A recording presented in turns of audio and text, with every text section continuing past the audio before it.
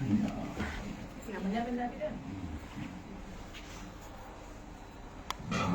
ओम ओम नमो भगवते शिवानंदाय ओम नमो भगवते चिदानंदाय ओम नमो भगवते कृष्णानंदाय। આજે બહુ જ એક આનંદનો પર્વ છે. હમણાં વાત કરી કે સત્સંગ દુર્લભ છે, પણ ભગવાનની કૃપાથી આપણને સુલભ રીતે પ્રાપ્ત થઈ રહ્યો છે. સંત પુરુષનું સાનિધ્ય હોવું, સંત પુરુષો દ્વારા રચિત ધર્મ પુસ્તકોનો સ્વાધ્યાય કરવો અને સત્સંગીઓની સાથે બેસીને પ્રભુનું નામ લેવું, એ બધી જ સત્સંગની અલગ અલગ ભૂમિકાઓ છે.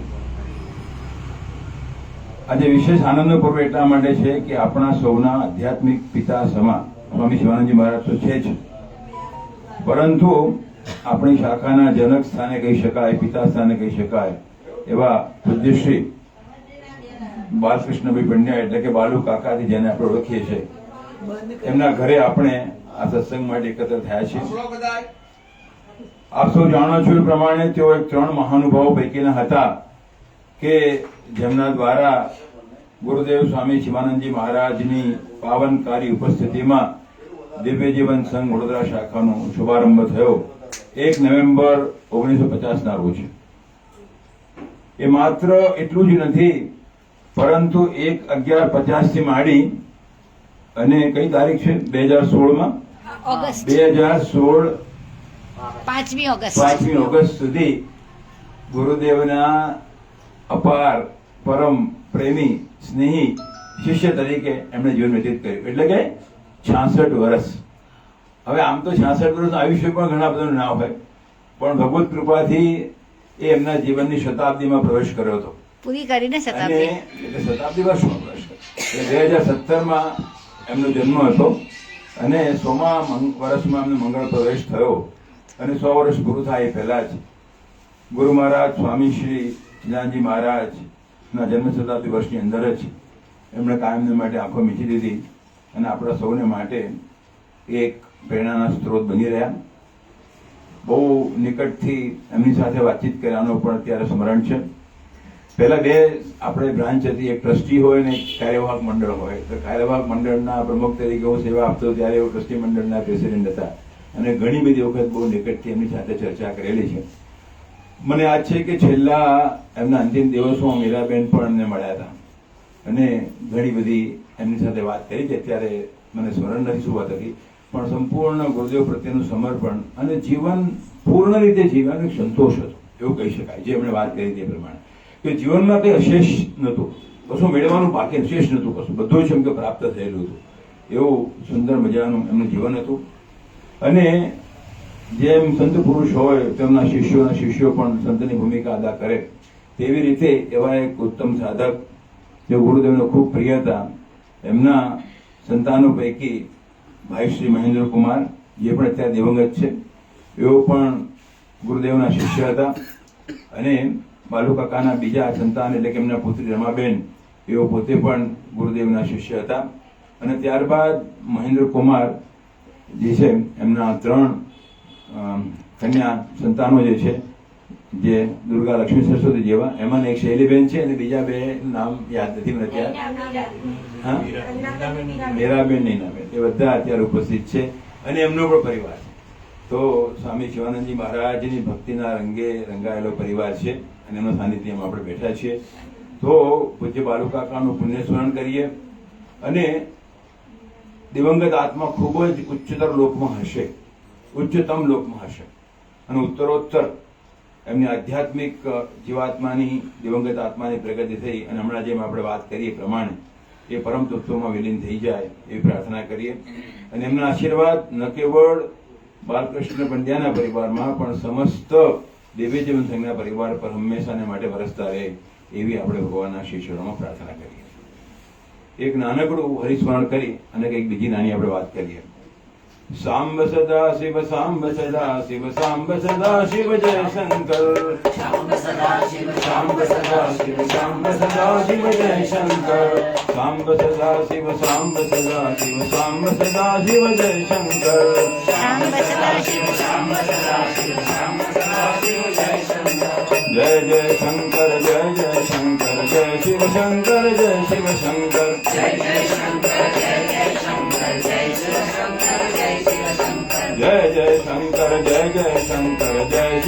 શિવ શંકર જય શિવ શંકર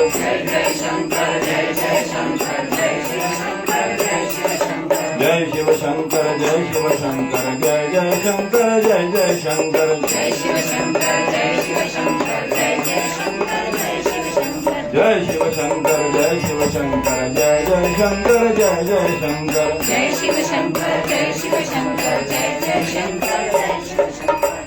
શંકર ભગવાન કી જય. હવે આજે આપણે શું વાત કરીશું તો મને એમ થયું કે 2026નું નવું વર્ષ શરૂ થયું છે અને ઘણા બધા સંદેશા આપણે નૂતન વર્ષના જોઈએ છે.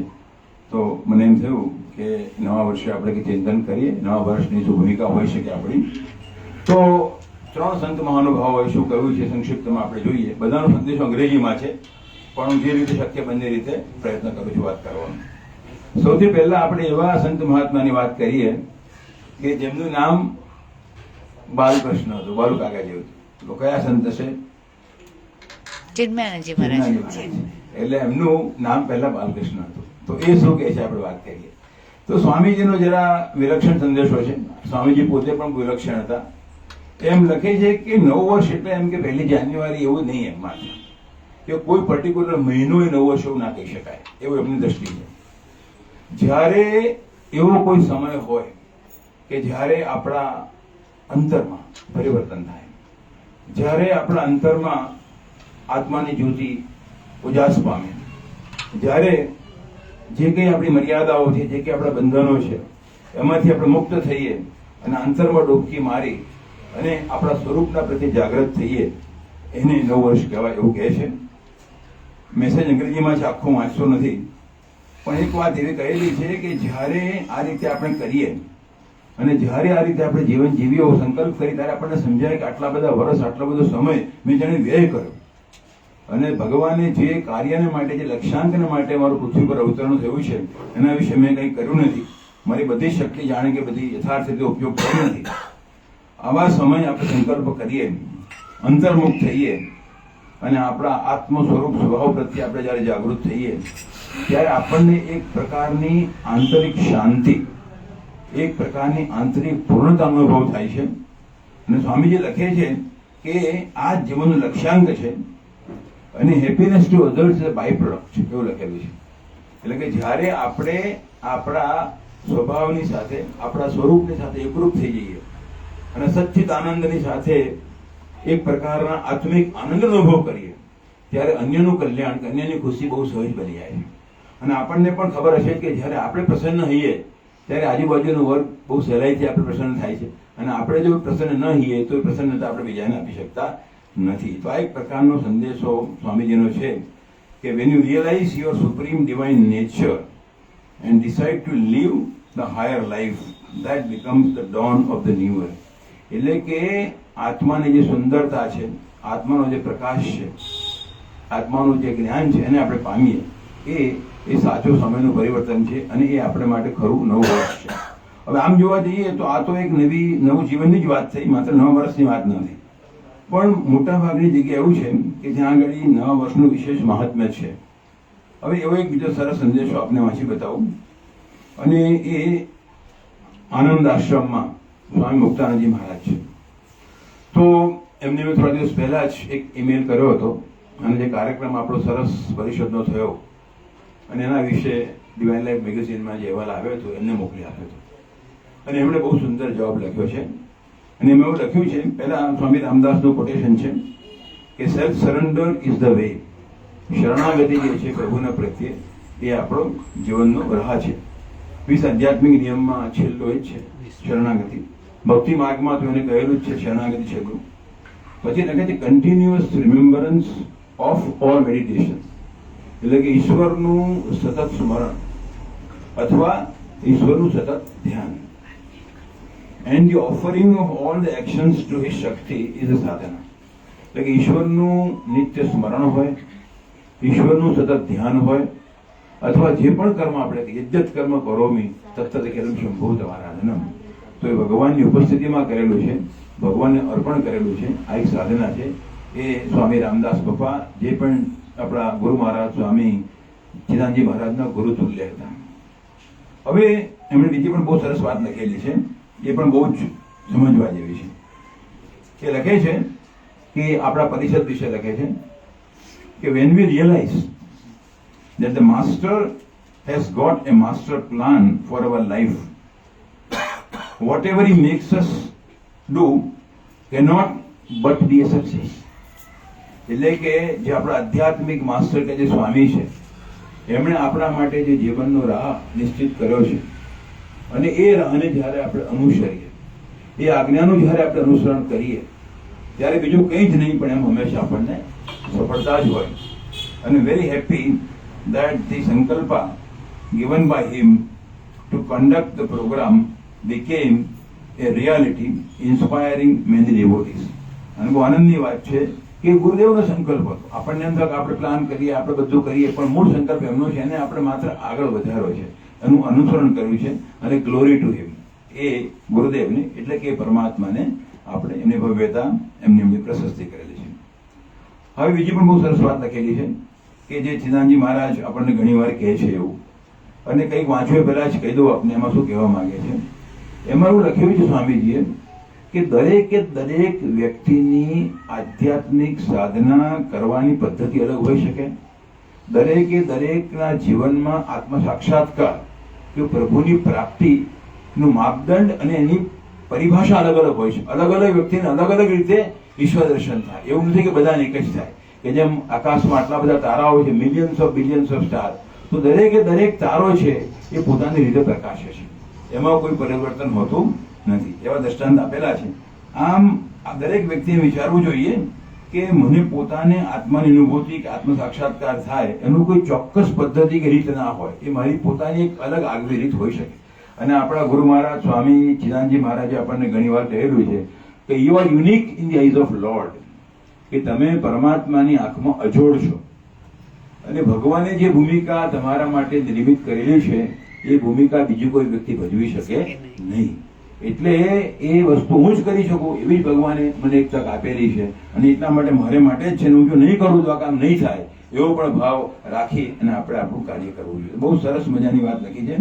As we have stepped into the 26, we are reminded that true spiritual growth lies in discovering and expressing our inner nature. એટલે કે શું લખે છે કે આપણો આધ્યાત્મિક વિકાસ ક્યારે થાય? when we discover and express our inner nature. જ્યારે અંતરનો સ્વભાવ એટલે મનનો નહીં, આત્માનો સ્વભાવ, એને આપણે ઓળખીએ અને એને આપણા જીવનમાં વ્યક્ત કરીએ. ગુરુ મહારાજ ચિદાનજી મહારાજે ઘણી વાર કહેલું દિવ્ય જીવન એટલે શું? કે આપણું અંતરતમ સ્વરૂપ દિવ્ય છે એને વ્યક્ત કરવું દિવ્ય જીવન છે. દિવ્ય જીવન કે નવું નથી કરવાનું, આપણો જે સ્વભાવ છે એને જ ખાલી બહાર વ્યક્ત કરવાનું. એ જ વાત સ્વામીજી લખેલી છે. Each of us is born to reveal the divine in a unique way. દરેકે દરેક વ્યક્તિ દિવ્યતાને અલગ અલગ રીતે પ્રગટ કરી શકે. જેમ ભક્ત કઈ વાત અલગ રીતે કરે, જ્ઞાની અલગ રીતે કરે, એવી રીતે આપણે અલગ કરી શકીએ. And when we walk this path sincerely, life becomes an adventure. એટલે કે જ્યારે આપણે અંતર્મુખ થઈ અને આપણા સ્વભાવનું શોધન કરીએ ત્યારે આપણું જીવન કેવું થઈ જાય? એડવેન્ચર, એક પ્રકારનું સાહસ કાર્ય. Of inner awakening. કયો સાહસ છે? અંતર જાગૃતિ, inner awakening. Sadhana is not imitation but liberation. એટલે સાધના એટલે કોઈ વ્યક્તિ આ પ્રમાણે કરે છે એ હું કરું, અનુકરણ કરું, એવું નથી. દરેકે દરેક માણસ પોતાની સાધનાનો રસ્તો નક્કી કરી શકે. એટલે sadhana is not imitation but liberation. આપણને મુક્તિ આપે સાધના છે. અને the removal of inner limitation, અંદરના જે આપણા બધા અવરોધો છે, મર્યાદા દૂર કરવું, so that the truth may shine naturally. બરાબર? just as every star shines differently and every tree bears its own fruit. દરેકે દરેક વૃક્ષ હોય એનું અલગ અલગ ફળો, અલગ અલગ ફળ હોય એ પ્રમાણે. બરાબર? તો આ એક સંદેશો છે. અને હજુ સરસ વસ્તુ કે guided by saints and scriptures. એટલે કે સંતોએ અને ધર્મગ્રંથોએ આપણને માર્ગદર્શન કરેલું છે. yet rooted in our inner truth. એ જે જ્ઞાન દર્શાવેલું છે આપણા અંતરમાં છે. શિવાજી મહારાજ ઘણી વાર કહે છે કે તમે ખાલી આત્માનું પુસ્તક ખોલો, બધા ઉપનિષદ બધી વસ્તુ અંદર સમાયેલી છે. એટલે એના પ્રત્યે ખાલી સંતો આપણને જાગૃત જ કરે છે, પણ એ જ્ઞાન તો આપણો સ્વભાવ જ છે એવું લખે છે. બરાબર? અને yet rooted in ourselves we allow the life to unfold authentically. અને પછી આ નવા વર્ષની આપણે શુભેચ્છા આપે. Help us to release rigidity, એટલે આપણામાં જડતા રહેલી છે દૂર થાય. એવેકન ક્રિએટિવિટી, રચનાત્મકતા રહેલી છે એ જાગૃત થાય. અને shine as unique expression of one reality, આપણી દિવ્યતા છે એને આપણે ખરા અર્થમાં વ્યક્ત કરીએ. આપણા ગુરુ મહારાજ અને ગુરુદેવ એ નવા વર્ષને માન્યતા આપે છે. એવું નથી કહેતા કે બીજી બધી બરોબર, બધા સંત પુરુષ બધું અલગ અલગ દ્રષ્ટિબિંદુ છે, પણ એ સમયને પણ માન્યતા આપે છે. અને જ્યારે આપણે મુંબઈમાં પરિષદ હતી ત્યારે જીનાજી મહારાજે આપણને એવું કહ્યું હતું કે જ્યારે પણ સમયનું પરિવર્તન થાય, દિવસમાં 3 અલગ અલગ સંધ્યાકાળ થાય, વર્ષ પૂરું થાય ત્યારે વર્ષનો છેલ્લો ભાગ અને નવો ભાગ, એમાં સત્રોથી સફળ હોય છે એવું છે. અને એટલા માટે એ સમય સાધનાને માટે યોગ્ય છે અને સંકલ્પ લેવાને માટે પણ યોગ્ય છે. બરાબર, પછી સંકલ્પ આપણે પકડી રાખવો જોઈએ પણ યોગ્ય છે. તો એ સમયની જે ગતિ છે એને વ્યવહારિક સત્ય તરીકે સ્વીકારાય. પારમાર્થિક સત્ય ભલે ના હોય પણ વ્યવહારિક સત્ય તરીકે એ સમય પરિવર્તનને આપણે સ્વીકારવું જોઈએ. બહુ લાંબો મેસેજ છે, કેટલીક વસ્તુ વાંચ્યો એમાંથી. સ્વામીજી પહેલા લખે છે કે by the command of the indestructible being, એટલે એવી એક જે સુપ્રીમ સત્તા છે કે જેના આદેશથી શું થાય છે? Minutes, hours, days and nights stand apart. By the command of the immortal Brahman, months, years, seasons and solstices stand apart. એટલે કે જેની શક્તિને કારણે, જેના પ્રભાવના કારણે મિનિટ છે, સેકન્ડ છે, દિવસો છે, મહિનાઓ છે. સોલિસ્ટાઇસ એટલે સૂર્યથી જ્યારે આપણે પૃથ્વી બે બહુ દૂર હોય, 21મી જૂન અને 22મી ડિસેમ્બર, કે જ્યાં આગળ દિવસોથી ટૂંકો અને લાંબો હોય પ્રમાણે. તો આ બધા પ્રકારની ઘટના જેની સત્તાથી, જેના સાતત્યથી, જેના આદેશથી થાય છે. He who knows this indestructible being, એ આ પરમ સત્યને જે જાણે છે, ઇઝ અ લિબરેટેડ સેજ ઓર અ જીવન મુક્તા, એ જીવન મુક્ત વ્યક્તિ છે અને સંત છે. બધા ઉપનિષદોમાં આપણે જોઈએ તો પરબ્રહ્મની અલગ અલગ વ્યાખ્યા આપેલી છે. સ્વામીજી આ રીતે વ્યાખ્યા કરેલી છે. પછી લખે છે કે સમય વહી રહ્યો છે. Time rolls on, new becomes old, old becomes new again. Today is the most auspicious new year's day. God has given you another chance this year to enable you to strive for the salvation. એટલે સમયની ગતિ બહુ સહેલાઈથી વહી રહી છે. માત્ર વર્તમાન જ આપણા હાથમાં છે. એટલે વર્તમાનની ક્ષણ છે ને ક્યારે પણ ચૂકવી નહીં. પ્રોક્રોસ્ટિનેશનમાં કોઈ પ્રકારનો વિલંબ નહીં કરવો. ભગવાને એક નવો દિવસ જે આપણને નવું વર્ષ આપેલું છે, એક નવો અવસર છે, અને એમાં આપણે અનફોલ્ડ ઓલ લેટન્ટ ફેકલ્ટીઝ, એવું લખાય છે. લેટન્ટ એટલે સુષુપ્ત, ગુપ્ત. આ દરેકમાં હોય, આપણને ખબર ના, અમે બહુ સામાન્ય માણસ એવું ના, દરેક વ્યક્તિમાં એક વિશેષતા રહેલી છે. હવે લેટન્ટ ફેકલ્ટી શક્તિ રહેલી છે, એને અભ્યક્ત કરવાના માટેનો આ સમય છે, આ એક અવસર છે. અને એટલા માટે become a superman or a great dynamic yogi. બરાબર, આ સમયની આપણે મહત્વ સમજીએ. બહુ લાંબો સંદેશો છે એટલે હું અમુક જ વસ્તુ વાંચું છું. હવે એક પેરેગ્રાફ બહુ સરસ છે અને એમાં એક લક્ષ્યાંક પણ આપેલો છે, નવજીવનનો અથવા આપણા જીવનનો. અને એની સામે એનો એ લક્ષ્યાંક આપણે એનો ટચ સ્ટોન આપેલો છે. હવે ટચ સ્ટોન એટલે શું? અંગ્રેજીમાં જેને ટચ સ્ટોન કહીએ એટલે શું? એક સ્ટેન્ડર્ડ કે જેના દ્વારા આપણે એ વસ્તુ માપી શકીએ.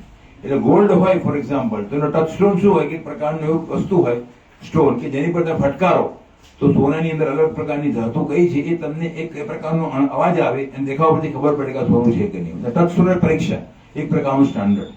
તો અહીં સ્વામીજી આપણને લક્ષ્યાંક પણ આપે છે અને ટચસ્ટોન પણ આપે છે કે આ લક્ષ્યાંક આ છે ને તમે તપાસ કરો કે આ વસ્તુ મારામાં આવી કે નહીં. એક અલગ શૈલી છે. બહુ સરસ વસ્તુ છે. એમાં તમે equal vision is the touchstone of knowledge. એટલે તમને એમ કે મને જ્ઞાન થઈ ગયું, આત્મજ્ઞાન થઈ ગયું, તો એનું માપદંડ શું છે? માપદંડ શું છે? સમદર્શી, ઇક્વલ વિઝન. કે આપણને દરેક વ્યક્તિમાં, સ્ત્રીમાં, પુરુષમાં, બાળકમાં, વયોવૃદ્ધ વ્યક્તિમાં, માનવમાં, પશુમાં, સર્વત્ર આપણને પરમાત્મા દર્શન થઈ શકતું હોય, એ ચેતના આવી શકતી હોય, તો કૃષ્ણજી મહારાજ ઘણી વાર કહે છે કે don't look at the particulars, look at the universal. દરેક માણસ સામાન્ય શું છે, તો આ એક આપણને આપ્યું કે જ્ઞાનનું માપદંડ શું છે? Equal vision. હવે બીજું ટચસ્ટોન આપણે વર્ચ્યુ માટે, ગુણો માટે. તો આપણામાં સદગુણ છે કે નહીં એનું માપદંડ શું હોઈ શકે? સ્વામીજી લખે છે અનસેલ્ફિશનેસ, એટલે કે નિસ્વાર્થતા આપણામાં હોય, સ્વાર્થ પરાયણતાનો અભાવ હોય, એ આપણામાં સદગુણો છે એનું માપદંડ છે. તો અનસેલ્ફિશનેસ is the touchstone of virtue. આપણામાં ગુણો છે કે નહીં, આપણું વ્યક્તિત્વ ગુણવંત છે કે નહીં એનું માપદંડ શું છે? કેટલી નિસ્વાર્થતા આપણામાં રહેલી છે. પછી આગળ વાત કરીએ તો એથિક્સ, આપણામાં નીતિમત્તા રહેલી છે કે નહીં એનું માપદંડ શું હોય? સત્ય, અહિંસા, બ્રહ્મચર્ય, રસ્તે પરિગ્રહ આપણે બોલીએ છીએ કે આપણે દિવ્ય જીવનનો પાસો છે એ નીતિમત્તાના 5 મૂલ્યો છે યમ તરીકે. તેનું માપદંડ શું હોઈ શકે? બ્રહ્મચર્ય લખેલું છે. તો બ્રહ્મચર્ય is the touchstone of ethics. અને બ્રહ્મચર્ય એટલે માત્ર જાતીય વૃત્તિઓ નહીં સેવવી કે જાતીય સંપર્ક નહીં કરવો નહીં, પણ તમામ પ્રકારની ઇન્દ્રિયોનો સંયમ, તમામ પ્રકારની ઇન્દ્રિયોનું નિયંત્રણ, એને ટેકનિકલી બ્રહ્મચર્ય કહી શકાય ઉચ્ચ કક્ષાનું. શંકરાચાર્ય મહારાજ પણ કહે છે brahmacharya is the greatest of all penances. જેટલા પણ તપ છે એમાં સૌથી વધારે તપ બ્રહ્મચર્ય કહે છે. તો એ શેનું માપદંડ છે? એથિક્સનું. પછી સેલ્ફ રિયલાઇઝેશન, એમણે આગળ વાત કરીને જેવું જ થયું પાછું હતું, બરાબર? તો આપણને આત્મ સાક્ષાત્કાર થયો છે કે નહીં એનું માપદંડ શું હોય? તો વનનેસ, સર્વત્ર ઐક્ય, દરેકે દરેક વસ્તુમાં આપણને ઐક્ય. પેલું આપણે શું હતું? ઇક્વલ વિઝન હતું. એટલે આપણે જુદાપણું જોઈએ છે, પણ દરેકે દરેક દ્વૈતમાં પાછો દ્વૈતનો આપણને અનુભવ થાય છે. પણ દ્વૈતનો અનુભવ તો છે જ, પણ દ્વૈતનો અનુભવ બિલકુલ ના હોય એને શું કહીશું આપણે? એ દેટ ઇઝ કોલ્ડ વનનેસ. તો કેવળ અદ્વૈત, કેવળ અભેદ જ્યારે હોય એ the touchstone of self realisation.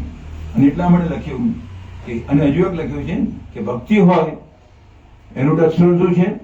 કે આપણે બધા ભક્ત પરાયણ છે, ભક્ત શિરોમણી કહીએ છીએ, પણ ખરો ભક્ત કોને કહેવાય? શરણાગતિ ખરી.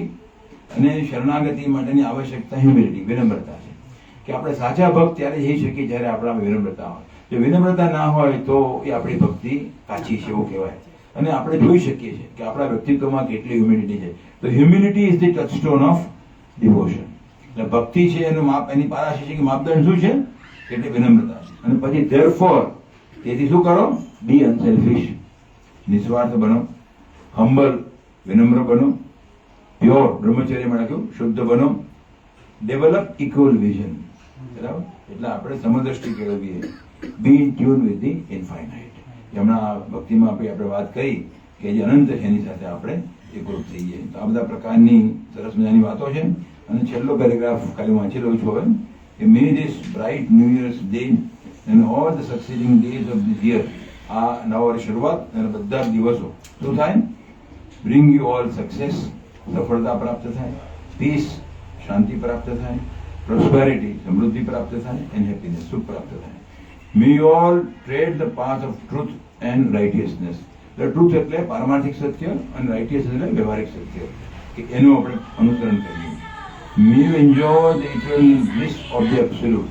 પારમાર્થિક સત્ય છે એનો પરમાનંદ આપણે શું માણી શકીએ. લીડિંગ એ ડિવાઇન લાઈફ, દિવ્ય જીવન જીવીએ. સિંગિંગ ધ લોર્ડ્સ નેમ, હરિનું નામ સ્મરણ કરતા કરતા. Sharing what you have with others, જે આપણી પાસે છે એનું પ્રેમથી બીજાની સાથે આપણે વહેંચણી કરીએ. Serving the poor and the sick with atmabhav. એટલે કોઈની પણ જ્યારે આપણે સેવા કરીએ તો આત્મભાવ હોય નહીં ત્યાં સુધી સેવા અધૂરી છે. અને મોટા ભાગે આપણે સેવા કરીએ, કોઈને સહાય કરીએ તો આત્મભાવનો અભાવ હોય. આપણે એને કંઈક એના પ્રકાર જાણે કંઈક પાનની દયા કરીએ છીએ, એને કંઈક મદદ કરીએ જેવો ભાવ છે. આત્મભાવ આપણામાં હોય. And the sick with atmabhav. And હમણાં જે વાત કરીએ, melting the mind in the silent meditation in the supreme self. એટલે મન જે છે આપણું એ નકામું નથી. એ જ મનનો ઉપયોગ કરી, એ જ મનને શુદ્ધ કરી, પરિશુદ્ધ કરી, સૂક્ષ્મ કરી પરમાત્મામાં આપણે મેળવી દેવાનું છે. અને એ જ મનથી જગત સાથે વ્યવહાર કરવાનો છે.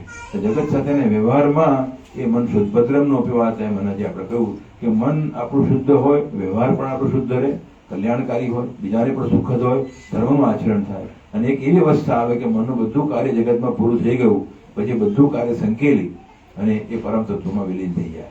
તો મન જે છે એ મનુષ્યાનમ કારણ બંધન મોક્ષ એવું કહ્યું છે. તો માત્ર બંધન છે એવું નથી, પણ પરમાત્માની ભેટ છે. અને યોગ્ય રીતે મનનું ઘડતર કરી આપણું મિત્ર બનાવીએ અને જગતમાં વ્યવહારમાં સુંદર પ્રગતિ કરી પરમાત્મા પ્રાપ્તિનું સાધન બનાવીએ. તો ગુરુદેવના અને ઈશ્વરના આશીર્વાદથી આપણે સૌ આવું કલ્યાણકારી મન અંતઃકરણ પ્રાપ્ત કરી અને આવા સંદેશોથી બધા આપણને કહ્યો છે આપણે જીવનમાં ખૂબ સારી ચરિતાર્થ કરીએ અને પરમાત્મા માટે આપણને શક્તિ આપે, ભક્તિ નિષ્ઠા પ્રાપ્ત થાય એવી જ ભગવાનના શિક્ષણોમાં નમ્ર પ્રાર્થના. હરિઓમ.